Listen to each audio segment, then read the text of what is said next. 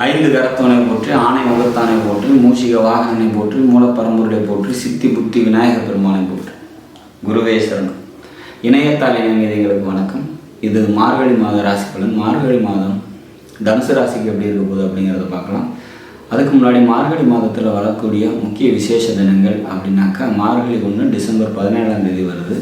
மார்கழி அப்படிங்கிறது தேவர்களோட விடியற்காலை பொழுது.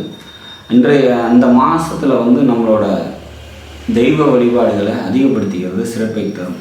நம்மளோட பிரார்த்தனைகள் நிறைவேறும் ஒரு மாதமாக இந்த மாதம் சொல்லப்படுது.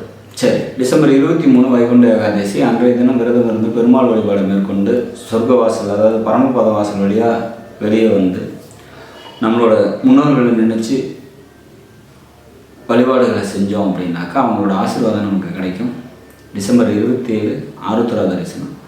ஜனவரி 11ஆம் தேதி ஹனுமன் ஜெயந்தி. அன்றைய தினம் பார்த்திங்கனாக்கா விரதம் இருந்து ஹனுமான் வழிபாடு செய்யும்போது தடைகள்லாம் நீங்கி வெற்றிகள் ஏற்படும். ஜனவரி 14ஆம் தேதி போகி பண்டிகை. அதோட மார்கழி நிறைவடைகிறது.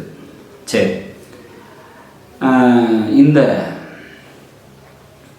மார்கழி மாதம் தனுசு ராசிக்கு எப்படி இருக்கும் அப்படின்னா, உடலில் கொஞ்சம் உஷ்ணம் அதிகரிக்கிறதுக்கான ஒரு வாய்ப்பு. மார்கழி மாதம் பூரா சூரியன் உங்களோட ராசியிலே சஞ்சரிக்கக்கூடிய டைம். அப்போ இருக்கலாம். அரசாங்கத்தோட இன்ஃப்ளூயன்ஸ் உங்கள் மேலே இருக்கிறதுக்கான வாய்ப்பு உண்டு. தந்தையோட இன்ஃப்ளூயன்ஸும் உங்கள் மேலே உங்கள் மேலே இருக்கிறதுக்கான வாய்ப்பு உண்டு.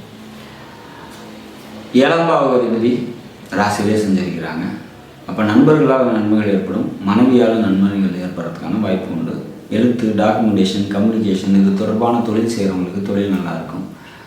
புரோக்கரேஜ் சம்மந்தப்பட்ட தொழில் செய்கிறவங்க, கமிஷன் பேசிக்ஸில் ஒர்க் பண்ணுறவங்களுக்குலாம் புத்திசாலித்தனம் அதிகரிக்கும்.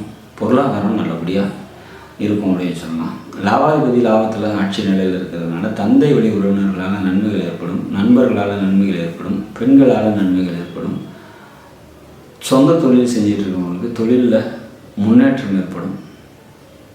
12ஆம் அதிபதி 12லே இருக்கிறது மிக சிறப்பான ஒரு அமைப்பு. பயணங்களால் நன்மைகள் ஏற்படும். பூமி, இடம் சம்மந்தப்பட்ட தொழில் செய்கிறவங்களுக்கு தொழில் நல்லபடியாக இருக்கும் அப்படிங்கிற உறுதியாக சொல்லலாம். வேலைக்கு போயிட்டுருக்கவங்களுக்கு வேலையில் முன்னேற்றம் ஏற்படும்.